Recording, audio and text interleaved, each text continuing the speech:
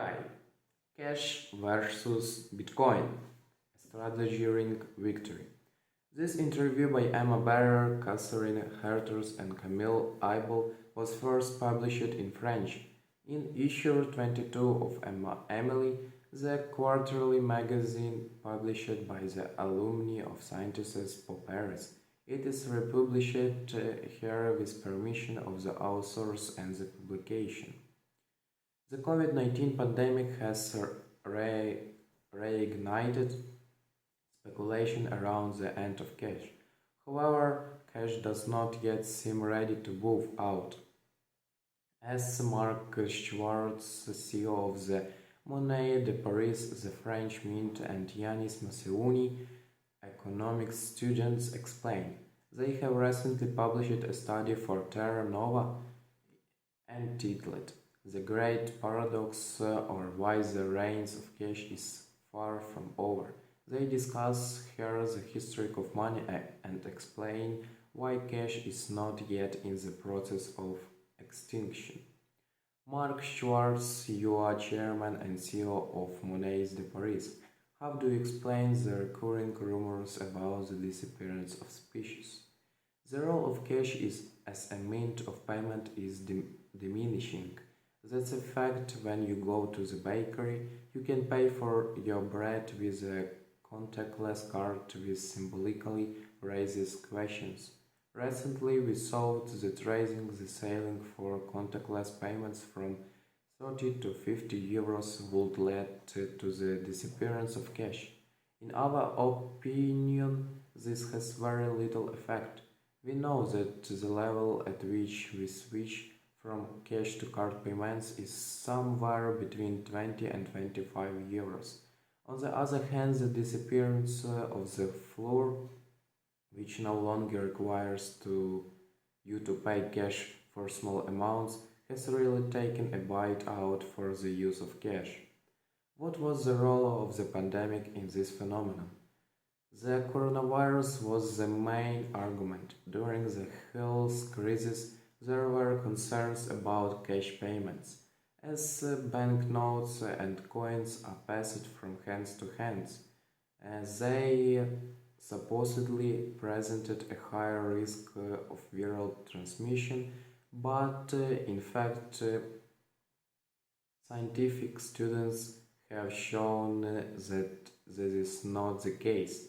The lifespan of the virus is 10 to 100 times shorter on a banknote than on stainless steel or a doorknob.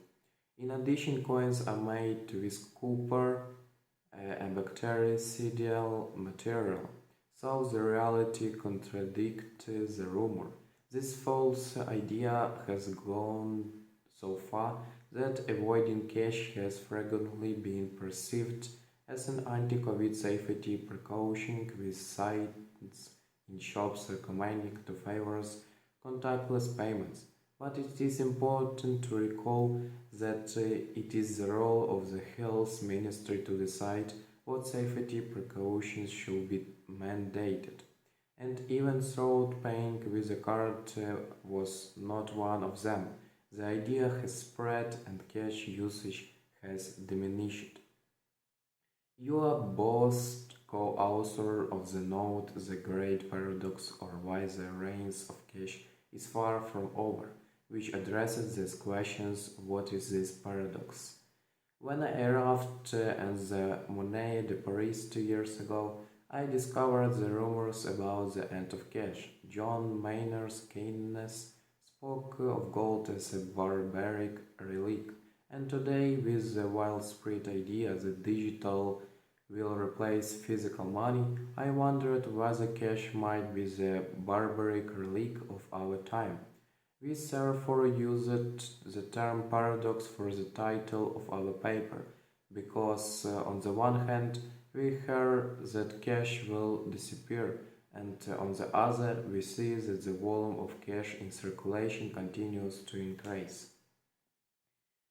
The increase in the volume of cash in circulation is also coupled with the decrease in its use for payments.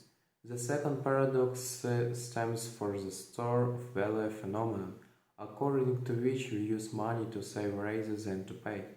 Finally, fairly recent opinion studies carried out in Europe and the United States show that the population is not in favor of the disappearance of cash. This is what we wanted to highlight in our report. The increase in the volume of cash in circulation is coupled with a decrease in their use. We use money to save rather than to pay. Could this store of value paradox be explained by many structures of the state? This is an important question and it can indeed be such a phenomenon protection. Although, as long as income is declared, the state will be aware of people's financial situations. However, one can think that people wish to stay away from the state when it comes to their own finances. This was the perspective of Friedrich Hayek in his 1970 book In Favor of the Denaturalization of Money and in favor of private and local currencies. A sociological study will be needed to analyze this desire to establish a distance with the central state. But what we know today is that states has intervened massively last year in the economy to financially support employees and sectors in difficulty, including private companies. You argue in your report that the right of cash is far from over. Why? If cash was really doomed to disappear, then the amounts of cash currently in circulation and published monthly by the European Central Banks in the case of the euro or by the Federal Reserve System for the dollar should be in constant decline. However, it is quite the opposite. We are going to celebrate the 20th anniversary of the euro, and for 20 years the amount of euro cash in circulation has continued to increase, more or less quickly, obviously, depending on the period. The value of euros in circulation has thus increased sixfold since the introduction of this currency. Our first argument is therefore obviously if cash were to disappear, we would not observe this curve. Regarding the rumor of the disappearance of cash linked to the pandemic, we are surprised to observe a massive increase in cash in circulation from March 2020 onwards. Finally, we use less and less money to pay, but we store it more and more. Fear about the future and increasing unemployment did not in any way mark the end of cash.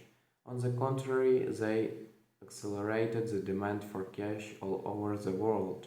By comparison, the circulation of cash increasing by 11% in the euro area at the end of last year and by 15 euro for the dollar.